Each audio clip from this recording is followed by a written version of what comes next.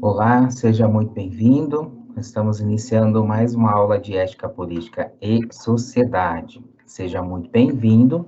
Eu sou o professor José Matias Filho, você conhece aí da caminhada já dos nossos encontros, tá certo? E mais um sábado, mais um encontro para a gente discutir as abordagens da nossa disciplina, tá certo? Espero que tenham passado uma ótima semana e a gente está aqui para dar continuidade, então, na nossa temática, né? Ética, política e sociedade. Hoje, nós iniciamos a segunda unidade do nosso material, né? Relembrando um pouco do que a gente estudou nas últimas aulas, a unidade 1 a gente viu a formação do pensamento ocidental e a gente buscou as raízes desse conhecimento para entender a nossa forma de pensar lá na filosofia clássica, lembra? Toda a abordagem, desde o nascimento da filosofia, passagem do mito para a razão, depois nós vimos pré-socráticos, nós vimos Sócrates, nós vimos Platão e nós vimos Aristóteles. E aí toda a passagem, então, do pensamento teocêntrico para o pensamento antropocêntrico. Se recorda? Então, essas foram as temáticas que a gente estudou na nossa primeira unidade, né? E hoje nós iniciamos, então, nossa segunda unidade. Se você tem aí alguma dúvida, algum questionamento sobre as aulas anteriores, mande aí no nosso chat, participe conosco e a gente vai fazendo um link, então, com as abordagens anteriores e tentando conciliar as temáticas, né? E responder a todos da melhor forma possível. Então, mais uma vez, seja muito bem-vindo e vamos para a abordagem da aula de hoje, tá certo?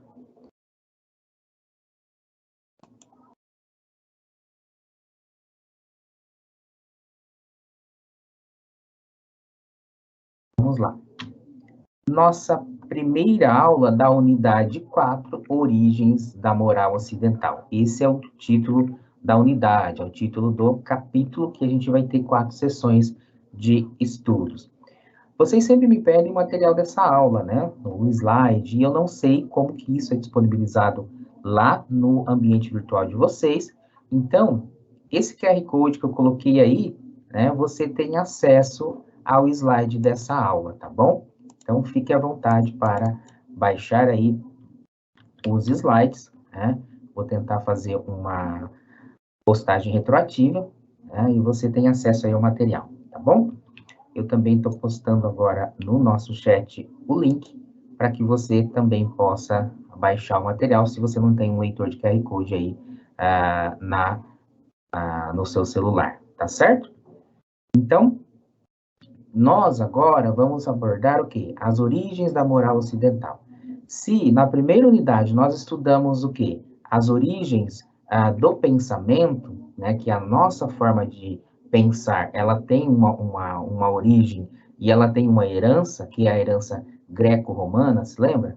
Agora nós vamos ver também a formação da moral ocidental. O nosso modo de agir, ele também tem uma origem, ele tem uma herança.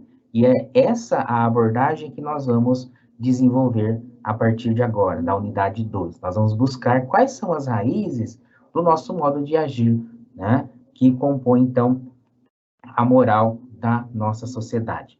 Tá certo? Então, mais um tempinho aí, você baixa o material, o link também tá aí no nosso chat, tá? Você tem acesso ao slide. Então, pessoal, vamos abordar hoje, né, as origens da moral ocidental, e aí a gente vai ver o quê? A ética que faz parte, então, desse contexto da moral. Então, você tem uma definição de ética e você tem uma definição de moral, né? E a moral é esse modo de se comportar de uma sociedade, né? A ética são os princípios que orientam esse modo de agir, né? Então, nós podemos ter princípios tanto bons como princípios ruins. E a esse conjunto de princípios é o que nós chamamos de ética.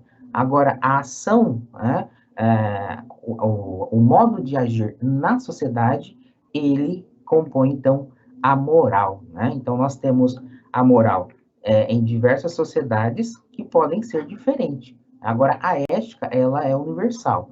Os princípios que orientam a conduta, eles são universais. Tanto eu posso ter um princípio para o bem, como um princípio para o mal, né? Agora, desenvolver essa ação, né, no meu meio social vai depender, então, da minha vontade, tá? Então, um pouco esse contexto da ética e da moral, e a gente vai ver essa ideia sendo desenvolvida na filosofia, tá certo? Então, unidade 2, formação da moral ocidental, e a nossa primeira unidade seria aqui, né, origens da moral ocidental.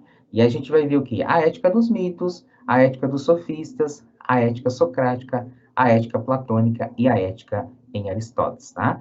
Então, a partir dessa questão dos princípios, que é a ética, nós vamos ver como que isso se aplica, então, na sociedade. Digamos que a forma de agir de um povo é baseada nos princípios éticos. E aí nós temos, então, a constituição da moral, que são essas ações que são desenvolvidas nas sociedades. Por quê? Porque a moral, ela é situacional, né?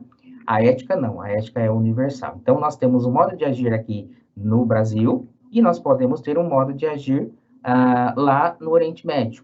Né? Por exemplo, o casamento com mais de uma mulher. Então, aqui no Brasil não é permitido, porque a nossa moral não nos permite. Nós temos esses valores na nossa sociedade. Enquanto que no Oriente Médio, vários países têm lá a possibilidade de um homem, se ele tiver condições financeiras de manter mais de uma esposa, ele pode se casar.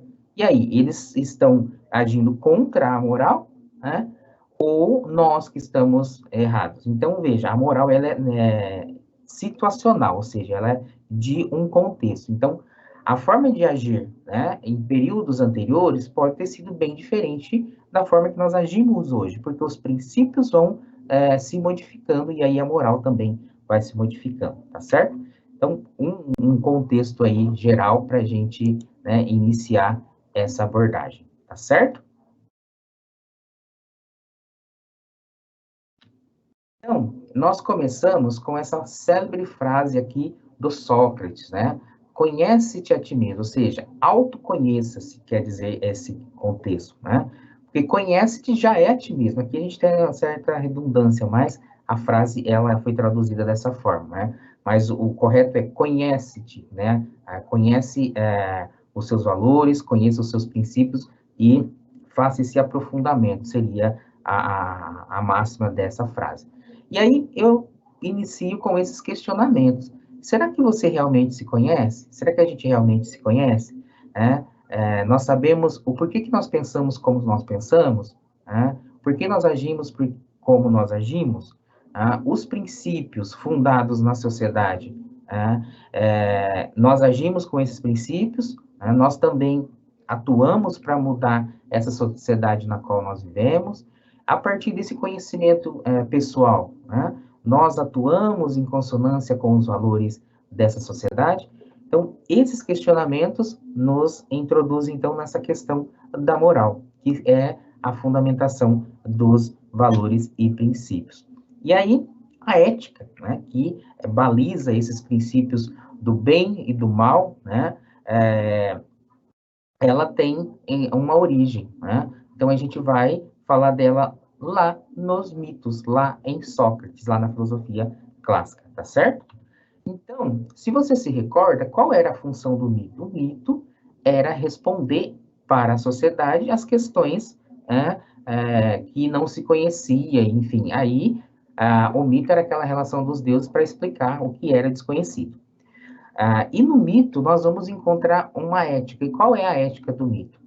Lembra que eu disse que o mito ele tinha uma função pedagógica? Então, o mito era sempre uma instigação para o sujeito de buscar o quê?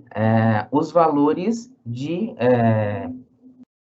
vamos dizer assim, o guerreiro, né? De buscar essa coragem. Né? Então, o mito fazia esse papel, né? E a ética, ela já estava presente nos mitos, mas ela não era uma ética reflexiva como nós temos hoje. E o mito queria despertar na sociedade o que? O princípio heróico, né?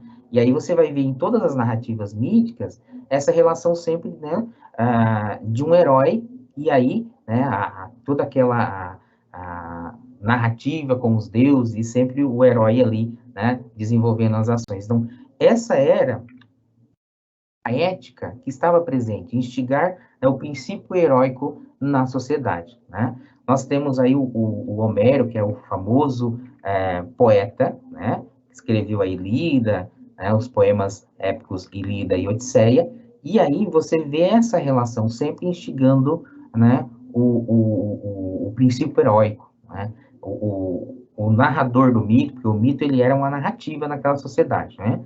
E essa instigação, né, que levava o quê? A esse princípio heróico, tá certo? Então, se você assistiu lá o filme, né, a Ilíada, você vai ver o Ulisses, todo aquele desenvolvimento das lutas, né, e ele é sempre aquele herói que quer voltar para casa, né? Então, essa é a função do mito quando a gente analisa essa questão ética, tá certo? Então, a Ilíada, né, como eu mencionei, marca aí o fato lá da Guerra de Troia, né, e a Odisseia, nós temos, né, o regresso, né, do Ulisses, do Odisseu, para casa, e aí esse herói que vai tendo a sua narrativa, ele nunca consegue chegar em casa porque os deuses atrapalham, né, não sei se você se recorda do filme ou se você assistiu o filme, mas é todo esse contexto do herói que está ali voltando para casa, tá certo?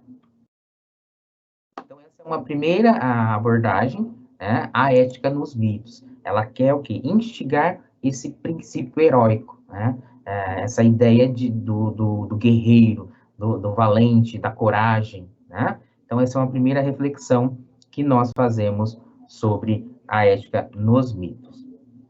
Tudo bem até aqui, pessoal? Estou indo rápido demais. Na última aula eu, né, falei muito rápido, depois eu fui ver no chat, vocês tinham aí pedido, professor, vai mais com calma, né, e aí a gente acaba se empolgando. Também o tempo é curto, né, é bastante conteúdo e a gente às vezes não percebe. Mas podem falar aí, né, manda a mensagem, o tutor também tem aí a possibilidade de me enviar a mensagem, tá certo?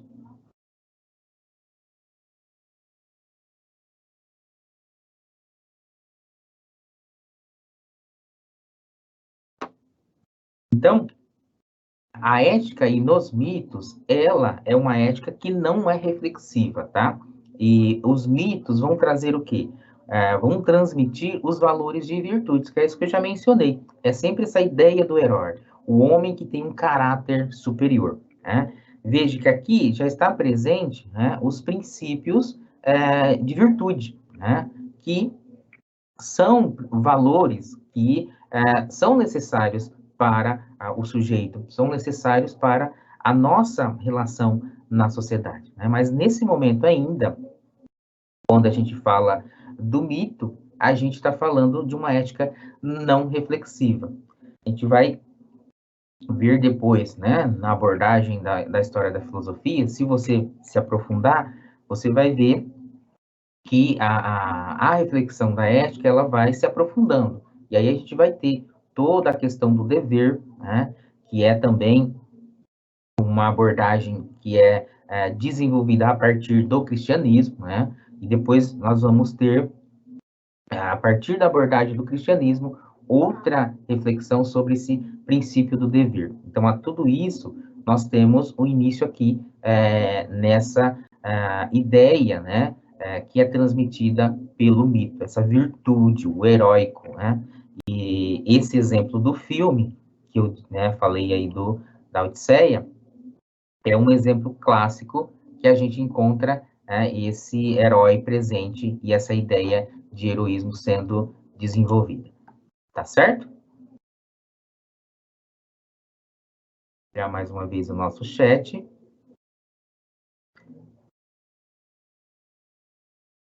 Então, pessoal, sobre o slide, tá? Eu coloquei o link aí no nosso chat. Se você subir um pouquinho a conversa, você vai ver um link que dá acesso ao slide, tá bom? Comentei no início da aula, mas quem entrou um pouquinho depois, tem um link aí na, a, no nosso chat, tá certo? A ética, então, dos sofistas. Viu que a gente está voltando um pouco lá na história da filosofia clássica, para agora pensar a questão ética, né? A origem da ética e aí o seu desenvolvimento. Então, nós vimos a ética dos mitos, que é essa instigação do princípio heróico, o valor heróico. Agora, nos sofistas, nós vamos ver o quê? Uma ética que tem uma visão que relativa do mundo. Você se recorda dos sofistas? Os sofistas são o segundo grupo de filósofos pré-socráticos, né? Então, os primeiros filósofos, que eram os filósofos da física, eles questionavam sobre a origem do mundo. Os sofistas não, eles já vão agora, né, é, mudar o foco da filosofia e tentar o quê? Atender às questões humanas. Questões humanas em que sentido? Os sofistas eram um tipo de professor, então eles iam em praça pública e ensinar aqueles que pagavam a eles, né? E aí, nessa visão ética, o que, que a gente vê? Que essa filosofia sofista, ela tem uma visão valorativa, relativa de mundo. Relativa em que sentido? Se eu, né, fosse até os sofistas e quisesse aprender alguma coisa, né, para utilizar de uma maneira errada, eles não se importavam, porque o que importava para ele era me ensinar, né, e o que receber ali por esse ensino. Então, essa visão relativa está diante desse ponto, né? Então, não importava para que maneira que eu fosse utilizar aquele conhecimento, esse interlocutor dos sofistas, mas importava que eu pagasse. Então, aqui já tem uma ética que é relativa. Então, essa visão relativa de mundo, tá certo? Então, do ponto de vista antagônico aí, né, eles vão afirmar o quê? Que só vale o que é útil, ou seja, o que é útil para mim, né? Então, vamos pensar, por exemplo, o ladrão, né? O ladrão, ele é ético? Dentro ali do seu grupo de ações, ele está sendo ético. Porque qual é a ética do ladrão? Né? Ele se baseia no princípio, né, de que a ação dele é boa para ele, tá certo? Então, tá vendo aí a questão relativa? Então, os princípios que conduzem as ações do ladrão é o quê? É esse bem que serve para ele. Então, ele tem essa visão relativa de mundo, que é, né, aí a ética dos sofistas. Né? Os sofistas ensinavam quem quisesse aprender sobre o que quisesse aprender, não importava se fosse o uso para o bem ou para o mal. Né? E esse exemplo aqui do ladrão, né, vem de encontro com essa ética dos sofistas, tá certo? Então, o ladrão, ele é ético dentro da sua visão de mundo, que é relativa, tá certo? Então, a ética é sempre os princípios que formam, então, o seu caráter, que formam, então, a sua ação. E o ladrão tem princípios de que roubar para ele é bom, então ele está dentro do seu grupo, né? Ele está sendo ético, tá certo?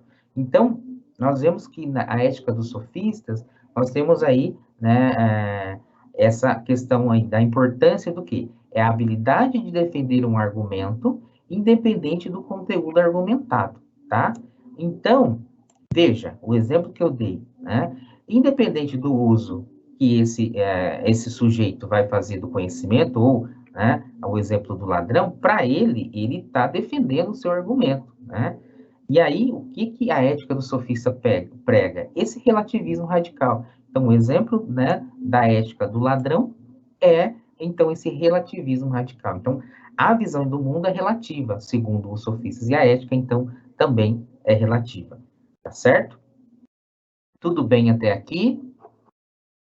Algum questionamento, alguma abordagem que vocês querem desenvolver melhor, complementar, então, o que a gente está tentando desenvolver aqui. Tudo certo?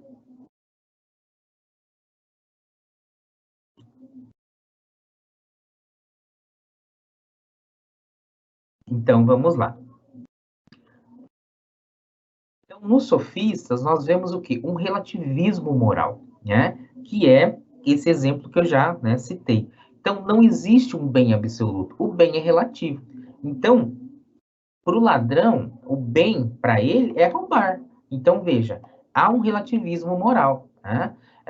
Então, há um acordo, nós negociamos as ações, né? Se a gente falar desses princípios que regem, então, a conduta de um ladrão, né?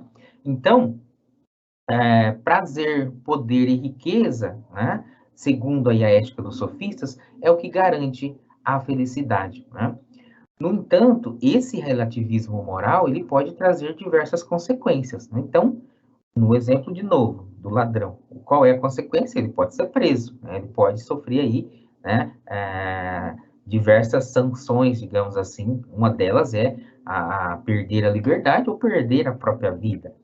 Aí, quando a gente fala do prazer, do poder, da riqueza, que geram a felicidade segundo esse princípio relativista moral que os sofistas apresentavam, né, nós vamos olhar para a nossa sociedade, vamos trazer aqui para uma atualização, né?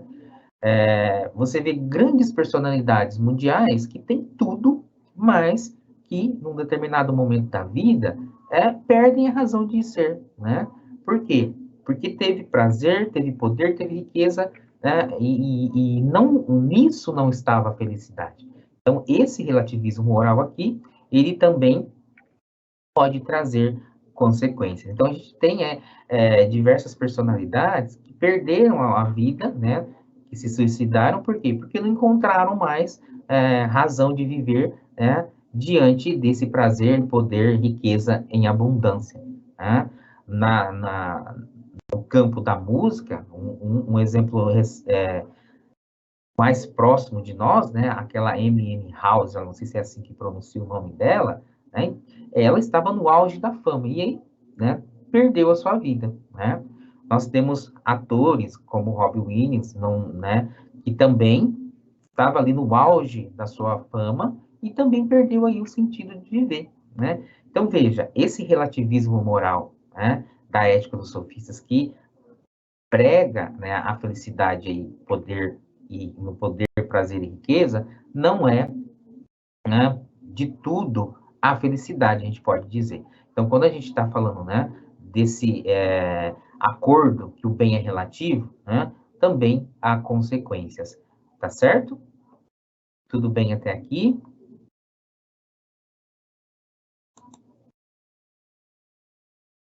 Isso, tem aqui um comentário, né?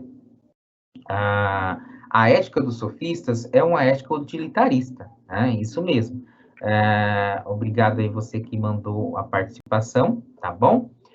Então, nós vemos esse utilitarismo. Então, de acordo com aquilo que eu desejo, vai ser, então, o meu valor, vai ser o princípio. Aí a gente vai encontrar, né, esse relativismo que é o utilitarismo, tá bem? Então, obrigado pela sua participação. Agora, nessa sequência, né? Primeiro, mito, sofistas e agora Sócrates. Então, antes da gente entrar na ética de Sócrates, então veja, nós temos todo um grupo de pensamento antes do Sócrates. Mas veja que, da mesma forma que a gente fala da filosofia e do desenvolvimento da característica racional para responder as coisas, a gente vai tendo uma reelaboração desse pensamento, né? E da mesma forma que isso acontece quando a gente fala da filosofia enquanto conhecimento racional, a gente também vê isso nesse princípio aqui de reflexão sobre a ética. Então, você viu, lá nos mitos era uma ética não reflexiva, né? Nos sofistas, nós temos uma ética relativista, uma ética utilitarista. E agora, e a ética socrática? Então, a gente vai ver, né, essa abordagem do Sócrates, que é caracterizada o quê? Por um bom caráter e valores morais. Então, ele vai dizer, né, a posição ética do Sócrates, o homem não é mau, né, mas é ignorante, ou seja, do ponto de vista do intelectualismo moral. Então, muitas coisas são desconhecidas, por isso ignorância, né? E aí entra também essa a condição do homem se conhecer. Por isso que a frase que eu iniciei a aula, né? Conhece-te a ti mesmo. Por quê? Porque nós ignoramos muitas realidades. Porque por falta de conhecimento. Né? Eu posso citar até a Escritura Sagrada, né? A Bíblia, que em um dos evangelhos aparece a frase de que o homem padece por falta de conhecimento, né? Não sei em qual dos evangelhos aparece isso agora, né, de memória. E aqui a gente vê isso na ética socrática. Então, o homem não é mau, mas ele é ignorante, ou seja, tem muita coisa que nós não conhecemos do ponto de vista intelectual, moral, né? E isso vai sendo desenvolvido. Por isso a célebre frase dele: conhece-te a ti mesmo, né? E aí, nós vamos encontrar, né, a virtude, né, que é essa busca, né, que o Sócrates nos apresenta. Então, o homem tem que buscar essa virtude. E a virtude, ela pode ser conhecida, né? Ele vai dizer que sim. E, acima de tudo, ela pode ser ensinada. Então, eu, enquanto indivíduo, né, a partir do quê? Do exemplo, a partir das próprias ações, você vai ensinando essa virtude. Então, veja, ética no Sócrates tem esse princípio da virtude que é uma busca, né, e é também uma forma de desenvolver e se ensinar, tá certo? E aí a gente vai olhar para a nossa sociedade, vamos fazer um paralelo. O quê? Né? A partir, né, da própria ação, né, do pai, da mãe, o quê? A virtude vai passar para o filho. É aquela frase, né? Filho de peixinho, o peixinho é, né? Por exemplo, se o filho ele vai lá numa padaria, o pai fala, filho, vai lá na padaria comprar tanto os pães. O filho vai, compra, na hora que ele vai pagar, o caixa se confunde, em vez de dar o troco, o caixa dá o valor que o menino pagou e ainda o valor que seria o troco, né? A criança vai embora. Quando a criança chega em casa, né, vai devolver para o pai vai ver ali, né, que o valor está acima do que a criança levou. E aí, qual é a questão da virtude aqui? O pai vai dizer para o filho, não, filho, tudo bem, você fez certo. É o caixa que errou, o problema dele, né? Ou o pai vai dizer o seguinte, não, volte e devolva, né, o valor e faça a ação correta. Essa ação aqui é uma virtude que vai ser ensinada, né? Então, nós encontramos muito na sociedade isso. Então, essa virtude aqui, segundo o princípio do Sócrates, ela vai ser ensinada. E esse exemplo que eu estou dando aí, né, do pai, vai passar para o filho, né? E aí, a gente sabe que essas ações vão ser repetidas, né? Se a gente não tem, né, essa capacidade para incutir na própria relação familiar, né, no caso aí pai e filho, depois a gente não sabe o que esse filho vai se tornar na vida, né? Então, nós temos esses exemplos que podem ser aplicados aí para falar da questão ética, tá certo? E aqui, no caso, a virtude segundo o Sócrates. Tudo bem, pessoal? Até aqui a gente falou de 3 tipos de éticas, né? De ética. A ética nos mitos, a ética dos sofistas e a ética dos Sócrates, tá certo? Então, se você tem aí algum questionamento, alguma abordagem que você queira que a gente desenvolva de uma maneira melhor, né, nos apresente aí o questionamento, nos envie a sua dúvida que a gente retoma, tá certo? Não sei se eu fui rápido demais, mas também nós temos um tempo curto, né? Nós estamos aí, né, passando da metade da aula, tá? No entanto, as ideias aqui, né, são para desenvolver as leituras que você já fez, a partir do nosso material didático, das atividades que tem lá no seu ambiente virtual, tá certo?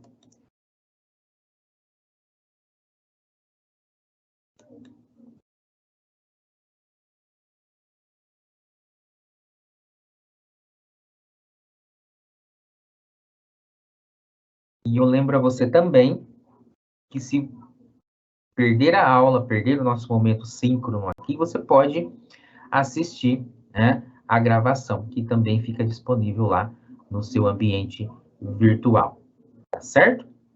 Deixa eu olhar o nosso chat aqui, né, e tentar responder ou, né, apresentar as ideias que vocês estão compartilhando conosco.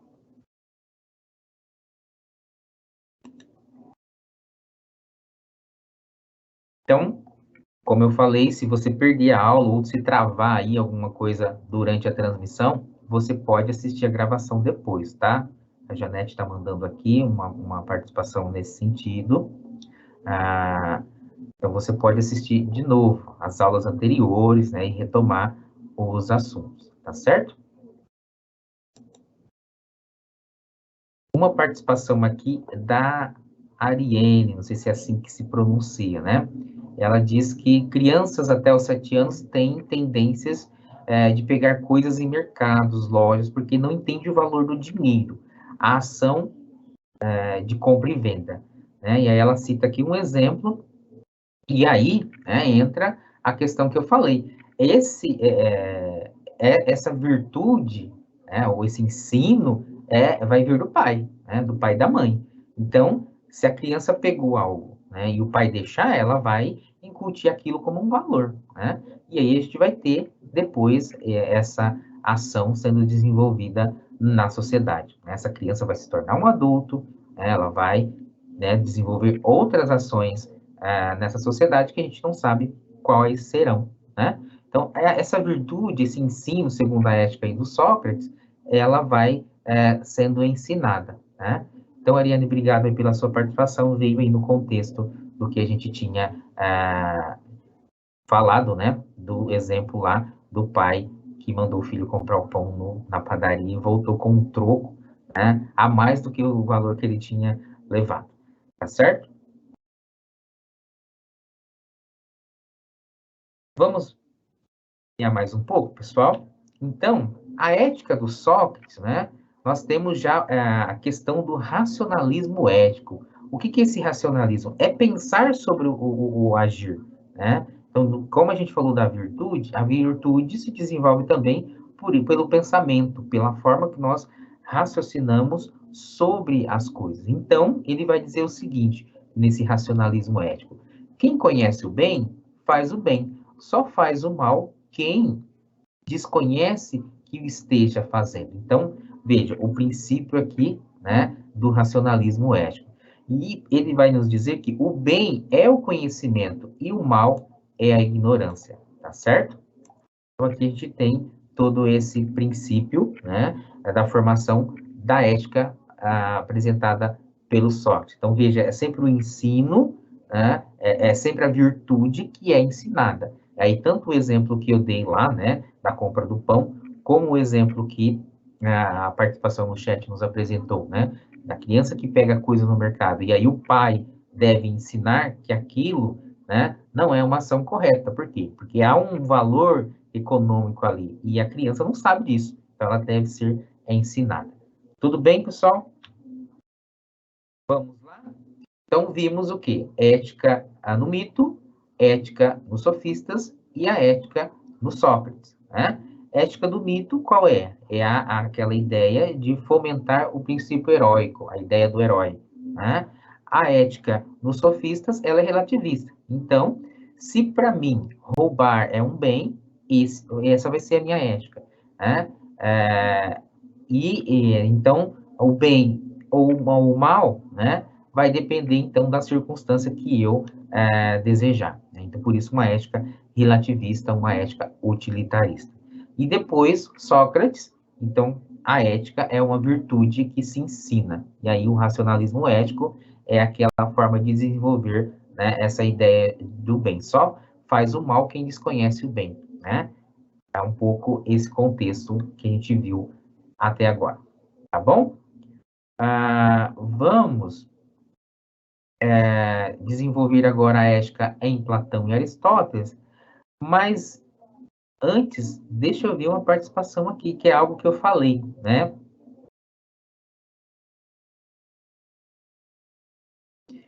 A Débora está discordando de mim naquela frase que eu falei, filho de peixe, peixinho é, né? Então, essa frase também, ela tem aí a interpretação de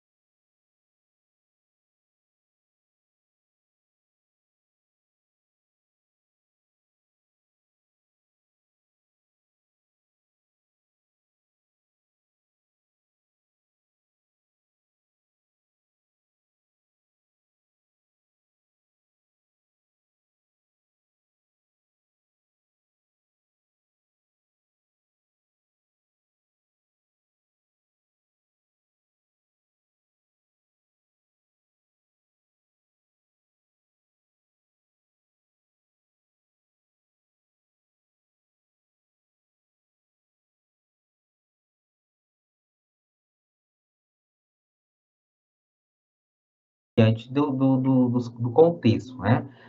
Nem sempre, eu concordo com o que a Débora está falando, ela falou que nem sempre filho de peixe, peixinho é, né? Porque se os pais têm uma conduta que não é uma conduta correta, muitas vezes o filho não desenvolve essa conduta porque ele vai, né, ter aí, muitas vezes, um senso crítico, vai se desenvolver alguns princípios que não são os princípios familiares. Concordo, né? Então, essa frase que eu utilizei, ela pode caber, né, em diversas circunstâncias, né? Mas nós temos essa realidade, sim, né? Nem sempre vai se desenvolver os princípios de acordo com o princípio que é incorreto, né?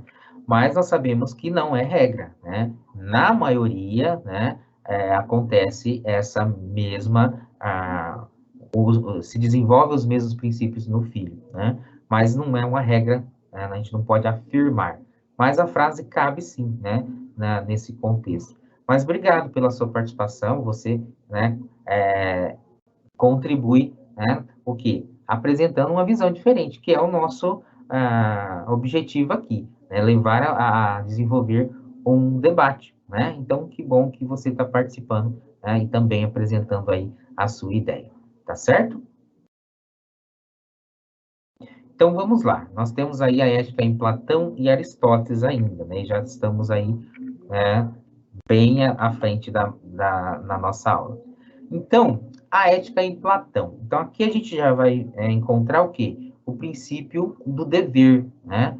Então, a ética para o Platão é o dever, né, que tem por base o quê? A ideia de ordem ou da justa proporção, ou seja, a justa medida, né? Então, a partir do quê? Desse princípio, né, dessa ideia de ordem, nós vamos buscar o quê? Essa justa proporção, essa justa medida. Então, o objetivo que a gente fala da ética aí, né, nessa justa medida, é o quê? Consiste em equilibrar os diversos sentimentos, né, as diversas visões, a gente pode estender a lista de adjetivos que desembocam aí no mesmo fim, né? Por exemplo, é a justa medida entre o prazer e a inteligência. Por exemplo, né?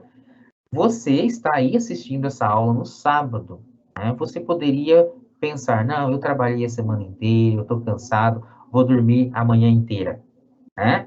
Mas aí, né, aí é o dever, né, a questão ética. Você sabe que esse conteúdo é importante para a sua formação. Então, entre o prazer de dormir a manhã inteira e a inteligência, né, você vai encontrar esse meio termo e dizer para você, não, eu devo, né, assistir a aula, porque é um conteúdo importante, faz parte da minha formação, e eu vou ter um tempo para dormir em outro momento. Veja, você equilibra, né? Então, aqui, essa ideia de ordem e encontrar a justa medida, tá certo?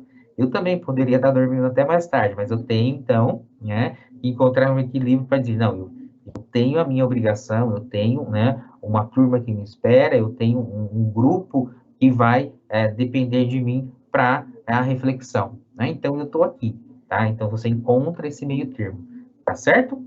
Então, ele vai dizer, então, que essa justa medida entre o prazer e a inteligência, né, é aquilo que vai dar o equilíbrio para as ações humanas, né, para agir bem, para atingir o bem, né? A ética é sempre a busca do bem, tá? Então, você guarda essa ideia. Então, aqui, a justa medida entre o prazer e a inteligência, né, é sempre a busca do equilíbrio, é sempre o meio termo aí, né? E tudo envolto do quê? Em busca de atingir o bem. Então, no exemplo que eu disse aí, que você poderia estar dormindo a manhã inteira, você encontrou um equilíbrio porque você sabe da importância do conteúdo para sua formação. E eu sei que eu tenho uma responsabilidade a cumprir, por isso que eu estou aqui. Entendeu? Então, nós encontramos essa justa medida, né, diante desse dever para atingir um bem. Qual é o bem? Né? O bem que eu almejo é o quê? Né? É manter, né, as minhas questões pessoais como professor, com uma carreira, né, com um emprego e, né, desenvolver da melhor forma possível essa ação de ensinar, que é a qual eu desenvolvo. E você, né, qual é o bem que você quer atingir? A sua formação, né? Chegar aí ao final do seu curso, né, ter aquela satisfação depois da formatura, né, da sua colação de grau, enfim, e depois usufruir das prerrogativas que o seu diploma vai te possibilitar, tá certo? Então, para o Platão, o bem, né, não são as coisas materiais, né, mas o que permite o engrandecimento da alma. Então, ele vai ensinar o quê? O homem deve desprezar os prazeres, as riquezas e as honras, em vista o quê? Da prática das virtudes. Tá certo? Então, você vai vendo aqui que o princípio da virtude, ele é retomado um pouco da ideia lá do Sócrates, né? Por quê? Porque o Platão, ele é discípulo do Sócrates, tá certo?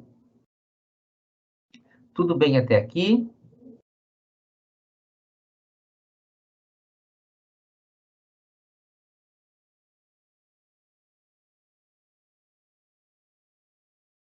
Então, pessoal, mais um pensador que a gente está desenvolvendo aí o pensamento, né? Então, agora, Platão e, na sequência, Sócrates. Platão foi discípulo do Sócrates, né? Aristóteles vai ser discípulo do Platão, e a gente vai ver o quê? Uma certa similaridade, né, dentro das abordagens, tá bom? Aqui, no caso, Platão, ele retoma, né, esse princípio, essa prática da virtude que que foi apresentada quando a gente viu a ética para o Sócrates, tá certo? Então, a ética do Platão, ela adere o que a essa ética das virtudes, que é o que eu estou já mencionando, né? Que faz parte do racionalismo ético que o Sócrates nos apresentou. Então, para o Platão, o homem nasce com virtudes, e essas virtudes estão adormecidas. E aí também retomamos lá a questão do Sócrates. O homem deve conhecer-se, né? Conhece-te a ti mesmo, né? Então, o homem deve despertar essas virtudes. E aí, na vida, deve ir suprimindo os desejos, né? Aqui a gente tem aquela célebre questão, né, da dualidade entre corpo e alma, que está presente na religião, né? Que o corpo ele tem que ser desprezado em vista o quê? De um bem maior, né? Então, segundo essas virtudes aqui que devem ser desenvolvidas, deve-se suprimir os desejos. Os desejos, eles satisfazem o corpo e enfraquecem a alma. Então, nós devemos o quê? Segundo Platão, privilegiar os bens da alma. Aqui, a dualidade, né? O corpo é o cárcere da alma, a gente vai encontrar isso também desenvolvido na religião, né? Porque para a religião nós temos o quê? Que desenvolver também essas virtudes, e aí as virtudes cristãs, as virtudes religiosas, para o quê? Para ter essa relação com Deus e ter a vida eterna, né? Dentro do contexto cristão. Então, essa dualidade corpo e alma sempre vai existir, vindo da filosofia também, tá certo? E aqui nós temos um exemplo que é o mito do Anel de Giges, né?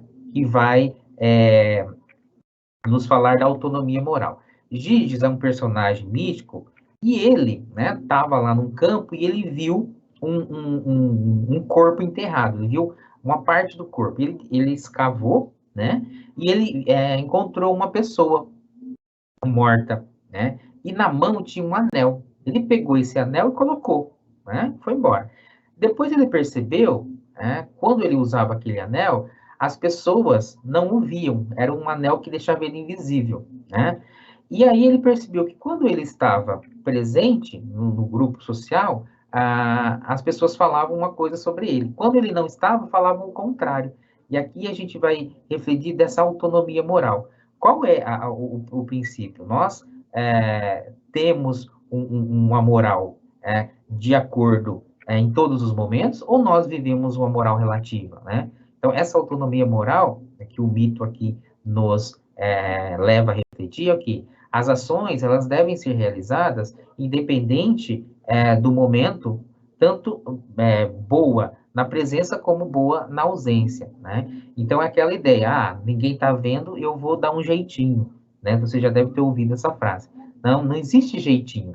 Nós devemos agir, né, ter essa autonomia moral, ou seja, esse bem, essa virtude, ele deve ser um princípio. Não é porque não tem ninguém vendo que eu vou fazer uma ação que não corresponda. O Kant tem uma frase célebre que aquilo que você vai fazer, se você não puder contar, então não faça. Porque aquilo que você não pode contar para ninguém já tem uma incumbência, né, algo que leva ao erro, tá certo? Então, o anel de Giges é para ilustrar essa questão da autonomia moral. A todo momento, nós temos o quê? Que ter a mesma postura, né? Então, não é quando não tem ninguém vendo, né, não estamos na presença de fulano ou ciclano, que as coisas devem conduzir, né, de acordo com uma virtude, no caso, né, com o correto. Tá certo? A ética em Platão e Aristóteles, né, já que a gente está vendo os dois pensamentos. A ética, desculpa, aristotélica, né, nós vamos ver o que? O imperativo hipotético, né? Ou seja, eu coloco como máxima um dever, né? Eu tenho que agir de acordo a alcançar uma determinada realidade, uma determinada finalidade. Então, por isso, imperativo, tá? O que é o imperativo? É aquilo que você coloca para si mesmo e você vai seguir aquilo como regra, né? E qual é a finalidade? É a felicidade, né? É diretamente relacionada com a ideia de virtude. Virtude no grego é areté, né? E felicidade é eudaimonia. Né? Então, tanto no Platão como no Aristóteles, a gente vai ter esse imperativo, né?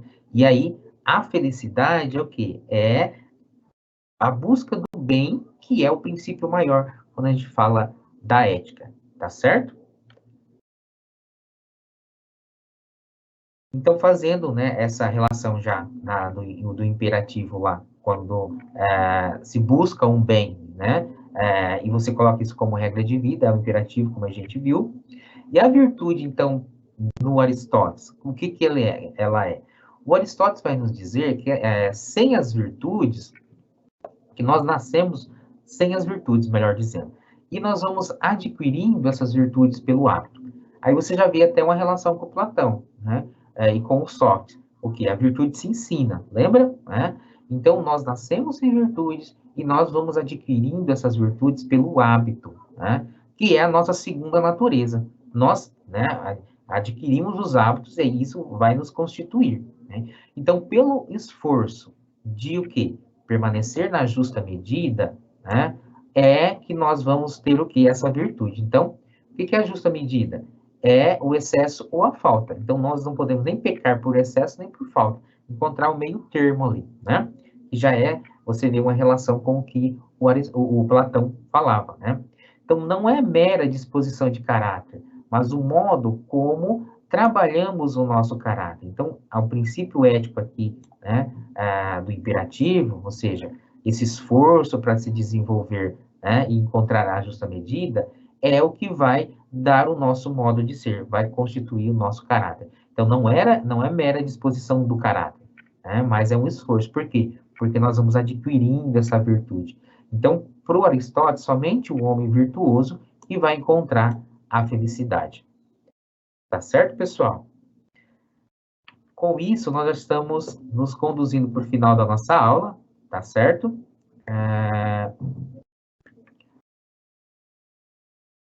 Chegamos no nosso momento de interação. Eu vou olhar aqui o nosso chat, se tem alguma dúvida, algo que a gente ainda possa responder. Nosso tempo já está lá no limite, tá bom?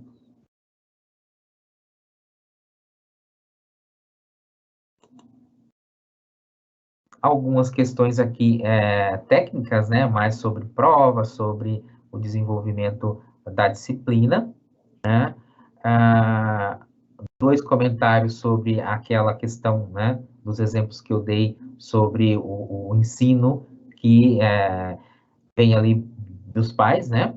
Então, há uma influência dos pais, segundo o comentário aqui. Também a criança, né, aprende na sociedade. Deixa eu ver aqui. Seria relativo aos valores lá que a gente mencionou, né? Então, de certa forma, a gente apresentou as ideias dentro dos pensadores que a gente se propôs no nosso início de aula, tá certo? Então, o que a gente viu? A gente viu a ética nos mitos, depois a gente viu a ética nos sofistas, a ética em Sócrates, a ética em Platão e a ética em Aristóteles, tá certo? E aí, por que falar de ética? Porque nós temos o quê? Que nos desenvolver, né? E aí esses princípios vão constituir a nossa ação na sociedade, tá certo? E aí a gente viu o quê? Que a ética é sempre esses princípios que deliberam sobre a ação, né? Então, eu posso ter uma ética que preza o quê? Pelo mal, né? Ou eu posso seguir o princípio da ética que preza pelo bem, tá certo? A gente não tem mais tempo, tá? Eu teria aqui uma atividade, como se formam os nossos valores, né? Mas não dá tempo para você me mandar a resposta no chat. Então, de forma rápida aqui, como se formam os nossos valores? Os nossos valores podem nos ser transmitidos sem que a gente se perceba. Lembra do mito da caverna lá do Platão, né? Então, no mito da caverna do Platão, a gente tem todo o desenvolvimento da capacidade racional que faz a elevação do homem para sair ali da caverna. Então, os valores, eles vão sendo transmitidos. Como saber se também nós não vivemos numa caverna, né? Então, a gente tem muitas amarras. Você lembra do mito da caverna, retomando brevemente? Nós tínhamos lá pessoas presas, acorrentadas, né, que viam sombras que não eram a verdade, não eram a verdade das coisas. Uma dessas pessoas se liberta e contempla o sol, contempla a verdade. Então, aqui a gente tem todo o processo de elevação do conhecimento, de desenvolvimento do conhecimento, que muitas vezes, como o Sócrates nos apresentou, nós ignoramos muitas coisas, né? E aí a gente precisa também, muitas vezes, ainda sair da caverna, né? Como sair da caverna rumo à luz do sol? É o que? É desenvolvendo esses valores, desenvolvendo esses princípios e também, né, se conhecendo, como é o que o Sócrates nos apresentou. O que é a luz do sol? A luz do sol é o conhecimento, ou seja, o processo de desenvolvimento do conhecimento, que ele é sempre gradativo. A gente tem sempre que continuar se desenvolvendo, tá certo? Essas questões aqui, né, elas fazem parte lá da proposição da situação problema do material didático. Aqui, de forma resumida, eu apresentei para você a resposta. Então, como se formam os nossos valores. Tá certo, pessoal? O prisioneiro, então, aqui lá da caverna, ele vai se libertar quando ele adquire o conhecimento, né, que é aí ilustrado pelo sol. Tá certo? Finalizando a nossa aula, a gente viu, então, a ética nos mitos, a ética nos sofistas, em Sócrates, em Platão e Aristóteles. Nos mitos, virtude do herói. Nos sofistas, o relativismo, né, o utilitarismo. No Sócrates, os valores morais que são ensinados, ou seja, a virtude é ensinada. Para o Platão, também a ética das virtudes, o racionalismo ético e o imperativo, ou seja, você deve agir para o bem. No Aristóteles também esse desenvolvimento do racionalismo ético, ou seja, o imperativo de buscar sempre o bem. Tá certo? Nosso livro, Guia da Disciplina, você faça a leitura aí das sessões indicadas, que é o que a gente vai seguir sempre aqui para as nossas reflexões. Tá certo? Então, obrigado aí pela sua participação, né? Obrigado por nos acompanhar e nos vemos na nossa próxima aula.